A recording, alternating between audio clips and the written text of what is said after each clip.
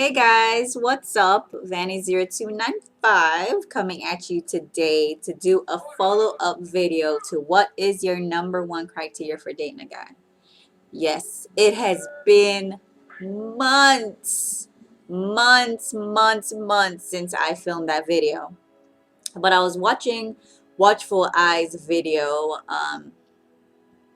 couple days ago, and I'm gonna put it in the description box. Check it out. She's actually reading this book. She's reviewing this book, and the book talks about dating and things to avoid. Not really things to avoid, but why not to date someone, or why not to date if you know that you don't want a committed relationship. Okay, and it just got me to reflecting back on my days of dating and the period that I had refrained from dating. It was years before I got married. I took literally 4 years of not dating. That is a long time. And I'm not ugly, okay? I don't think I'm that ugly, so it wasn't because I couldn't find anybody. It was a conscious decision that I made in order to find myself, in order to make God number one in my life, because I truly believed at that time that if I took that time to perfect all my flaws, of course, I'm not going to be perfect, but I had to become that better half for that person that he was going to bring into my life. And I was screwed up. I had so many issues that my parents passed down. I had so many issues that strangers on the street that passed down to me, meaning my environment. Um, and I needed to explore all of that. I needed to get my finances right. Okay. I wanted to be in a position where I can look at a guy and say, what are you bringing to the table? Okay. So I started saving in that 4 years, being that, I was freshly, like a college graduate, and, get my job, and you know how when you're broke in college and you can't wait to get that job so you can buy all the clothes that you wanted to buy, and you can do all your hair. That's one thing though. Even though my hair was perm, I was always in that hairdresser every week. Every week. Okay? But, some of the clothes I really didn't need to buy. Some of the shoes I really didn't need to buy. Some of the bags I really didn't need to buy. And I cut that and I started saving. Okay. And I bought my house, I think, at 24. Okay. I was not married. And and I don't want to really share too much in terms of my relationship. And my husband's like, what are you going to have? But he had to reflect on himself and say what he could get. He always said, like, oh, I didn't talk to you because we were friends. We were family friends for like over 20 years. And we were like friends hanging out. And I guess when he started having a crush, because we both didn't like each other, he was like, oh, he was intimidated because I was already doing my thing. And I think it is very important for young girls out there to get into that position where you don't need a guy. Okay. It should be a plus for you to start dating a guy seriously, and or get engaged, and he should think that he's lucky to have you versus the other way around, because when guys start tripping. Okay, believe that when you see that in the movies, okay, or when you see your parents or other people having issues. And this is for my females. Yes, I know when you guys out there who watch me might think that we trip too, but and we do. Okay, but this one is for my females. You got to make sure that you have your stuff together so that you don't have to tolerate any crap. And if you have your stuff together and you're tolerating crap, you got to ask yourself why. Okay? But I'm digressing a bit. But my main focus, though, was to get spiritually right. Okay? And even now that I went through all of that, I still mess up. Even in my relationship right now, things are not perfect. That's not what I'm saying. Because we had our issues, and Lord knows a marriage is hard, okay? And we had issues, okay? Even when you work on yourself, when you get together, you get married, especially when you don't live together and you don't do certain things, when you're coming together, when you're taking family into account, and all these things, it's a growing process. So I'm not talking about the whole marriage part. So I'm gonna leave that out of there. Maybe I should do another video on that. But I'm talking about just finding or making God the center of your universe. Make everything that you do, about serving Him. And I firmly believe that He would provide that person for you when you are ready. He is not going to provide that. This is just my thinking. Imagine, remember, we're all praying to meet that perfect person, okay? And I know somebody's like, well, everybody's praying for the same thing, but everybody isn't ready.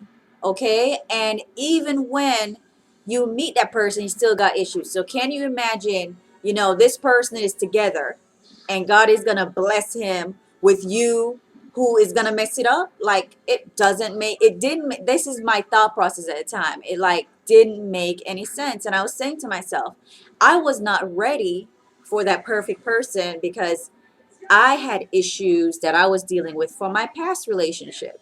And I didn't date a lot of guys. And sometimes at that time I was kicking myself because I dated one guy all through college. Okay. And I've shared, stories. Maybe y'all got to look in the video, but it was in one of my top 10 about what had happened to me. And I want to bring it up right now because I was over it back then. That was why I took, my 4 years to deal with those issues. Dating somebody who is gonna break you down, that's gonna make you feel like you're not important or they're lucky to have you. That's what I had to deal with. Not only dealing with infidelity issues, and I remember when we just started dating, I was a cute little freshman saying, if you want to date other people, just let me know, because I might want to be dating other people. You know what I'm saying? Like, come on now, and after the commitment and, all these things. Okay, so that's what I had to deal with. Those are the emotions that I had to let go. I had to deal with trust issues. If I didn't deal with my trust issues and I got into a serious relationship, that's not a good thing. Because if you want to commit to somebody and you have committed to them and then you don't think that they're doing the same thing, that's a miserable existence. Or the person is fully committed to you and you nagging them to death because you got trust issues from past relationships. I just don't think that is right. Okay.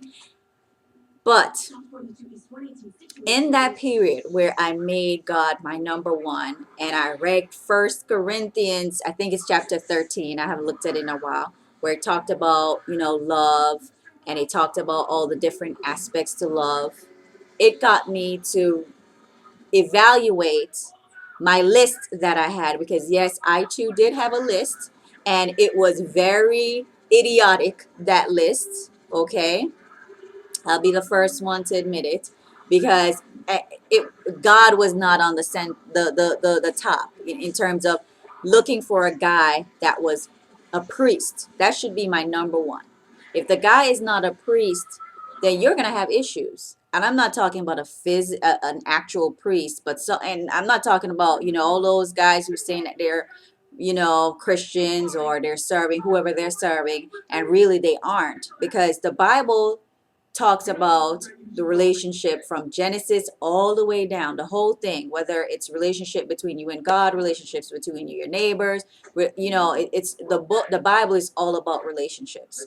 And before sin, there was marriage, right? Or there was that relationship that did not include the submission and Adam and Eve having Adam having to have to till the earth. Everything was just perfect, okay? And it was because of sin or punishment was to submit. Go back, you can read it. I'm not lying. Okay. So I think that some of that is bypassed by Jesus and all of that stuff. And if you look at the parts in the New Testament where it talks about the man being the head of the household, I do agree with that. But if you read down further, it talks about the man loving you like how Christ loved the church. What did Christ do? He died for the church. So, if you're with a man that is truly Christ-like, you don't have to worry about submitting. You don't have to worry about any of that stuff because he has your best interest at heart, and he's not going to abuse his being the head of the household. He could be the head all he wants to, because guess what? I am the neck. I'm gonna be like, turn here, turn here. That's what the pastor had said at my wedding, which was kind of funny. But all of that stuff is so easy when you're dealing with a relationship when Christ is at the center of that relationship. Love is no longer difficult. Um, and I'm gonna, I guess, extend this more and more, but I'll tell you an experience that I had early on in dating. That saved me a lot of, like that checklist that I have, it saved me. You know why? There's certain things that the red flags. If I see a red flag, right there and there, I don't go further to say, oh, well, let me see if, maybe he's not like that. Or, let me, no. Mm-mm. Okay. As soon as I see something, I'm like, you're not the one, and I'm not going to waste my time. So my heart was only broken one time. Okay. I didn't have to deal with issues of men using and abusing me, because as soon as I see that little thing, that was a big no-no. So 20 years old, and I'm not saying that these guys would use and abuse you, but I had my thing where you had to be, that whole, I'm going all over the place, but you know how they say chivalry is dead? Chivalry is not dead in my book. I am sorry. Okay. And I'm not saying you got to spend all your money on me. That's not what I'm saying. But darn it, you're going to open a door. Okay. You're going to open a door. So I'm this guy coming and picking me up, which I never let them come to the house in my dating phase. So I wasn't 20. I was going on 22. And he came and he knocked at my friend's door. I kind of looked out. I saw that I was probably drunk when I met him or something, because there's no way I was going to go on a date with a guy where I'm seeing his underwear. Okay. His pants was sagging. And back then it was just, coming out as style, I guess. And everybody was wearing their pants like low sag. And I opened the door. Why did I open the door? You tell me why I opened that door. Okay. I opened the door and he was parallel parked to my friend's door, and he passed his door, went around to his door, went in. I walked to the car, y'all. Tell me how stupid I am to be walking to the car as he's passing his door, going around and going in and turning the key. Okay, I went in and I sat in, and I let him drive off. Why did I let him drive off? Okay, but before I redeemed myself, because before he exited her complex, I turned to him and I said, look, I'm sick. I just can't do this. Okay. He said, what? He was like, oh, like, what's going on? I'm like, nah, I think I need to go back. I'm sorry. Next time, maybe. I don't know. Okay. He called my phone. He called my phone. He called my phone. And I didn't answer. And it took him a while to get that hint. So that was another thing. He was kind of slow. Okay. So, but that was on my little checklist. You gotta be chivalrous.